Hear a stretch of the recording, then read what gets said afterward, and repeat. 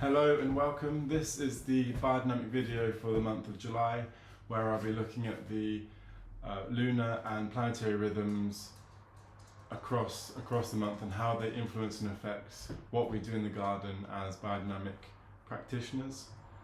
I am a gardening tutor at Ruskin Mill College, where we work on the land with students with special needs and offer a therapeutic education. There's 2 weeks left till the end of term, and we've really hit the peak in the garden with loads of flowers and all the vegetables are beginning to ripen, and it's truly a very busy time in the garden. I'm sure you're all experiencing that too. Firstly, let's just position ourselves with the full moon and the new moon. So the full moon is on the 10th of July, Thursday 10th of July, and the new moon is 2 weeks later on Thursday the 24th of July. The sun is in Gemini, which is a air sign, so that influences flowers, and then it moves into the watery sign of Cancer on Sunday the 20th of July, which brings a lot of different energy. Looking at the key lunar nodes across the month, we have an ascending node on Tuesday the 15th of July, which creates an unfavourable condition from 6 AM to 3 PM. So that's a time to avoid sowing and transplanting. And then we also have the descending node where the moon crosses back down past the kind of journey of the sun, and that's on Sunday the 28th of July. So those two dates are important to kind of have a pause from the garden. And looking at the transplanting times, the moon will reach its lowest point on Wednesday the 8th of July, and then it'll be rising for the next 2 weeks. And then from the 22nd of July, it will begin to descend again. So it starts to rise from the 8th of July, and then once it reaches its peak in its sidereal movement, in its sidereal rhythm, then it will descend.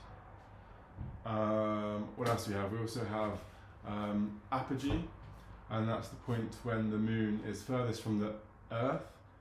And according to Maria Thune's research, that actually creates a flower day, which you will see in the calendar. So on Saturday the 5th, don't know if you can see,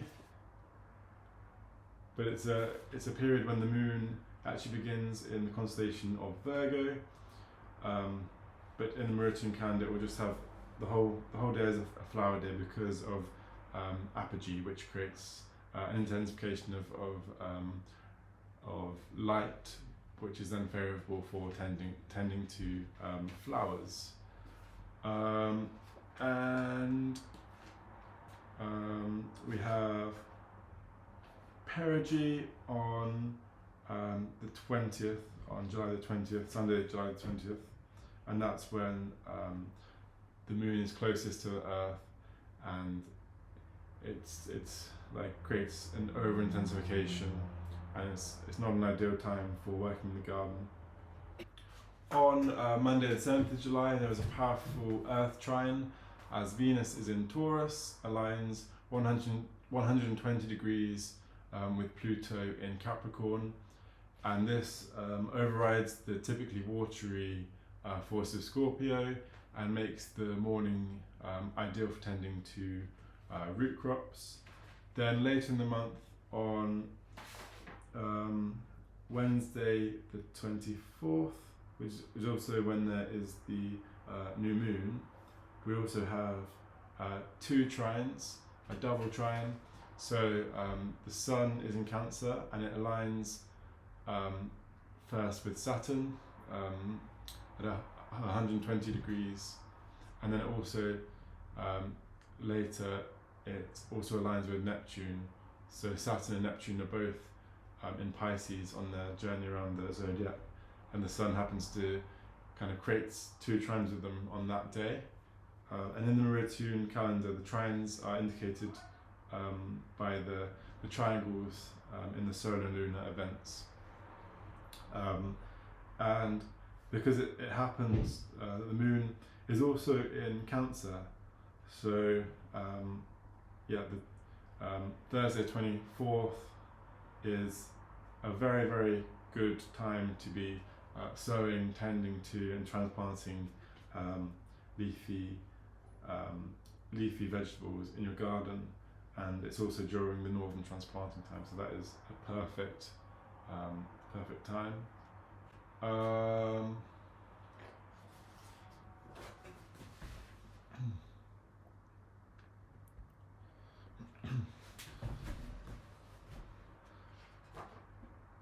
So across the whole month of July, as with every month, we do pass through.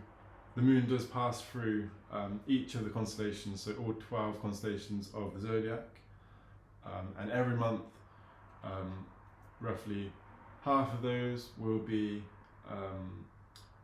moments when the moon is ascending, which is really it's especially good for kind of like harvesting vegetables, and the other half is when the moon is descending, and that's when the lunar forces are acting on everything under the soil, so it allows roots to establish better. The moon goes from descending to ascending on the 9th of July, so it gives us a really small window at the beginning of the month to really focus on what we can plant. So at the weekend on the 5th and 6th of July, it's an ideal time to transplant flowers.